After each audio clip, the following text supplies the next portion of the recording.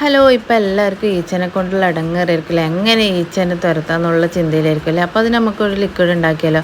അതിനുവേണ്ടി കുറച്ച് വെള്ളം തിളപ്പിച്ചിട്ട് അതിലേക്ക് കറുവപ്പട്ട ഗ്രാമ്പു തുളസി ഇട്ട് കൊടുത്ത് വീണ്ടും ഒരു 5 മിനിറ്റ് തിളപ്പിക്കുക. എന്നിട്ട് ഇതുപോലെ ഒരു ബോട്ടിലിൽ സ്പ്രേ ചെയ്യാൻ പറ്റിയ ഒരു ബോട്ടിലാക്കി. ഇപ്പോൾ എല്ലായിടത്തും റോസ്മേരി വാട്ടറിൻ്റെ ബോട്ടിലിൻ്റെ കാലിയിൽ ഉണ്ടാവും.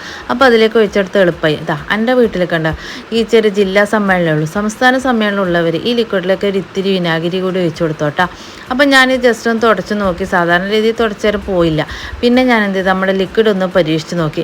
അപ്പോൾ ഈ ലിക്വിഡ് നന്നായി ഒന്ന് സ്പ്രേ ചെയ്ത് കൊടുത്ത് തുടച്ച് ഈച്ചകൾ കണ്ടം വഴി ഓടിയിട്ടുണ്ട്. നല്ല എഫക്റ്റീവായ ലിക്വിഡ് തന്നെയാണ് നട്ടത്.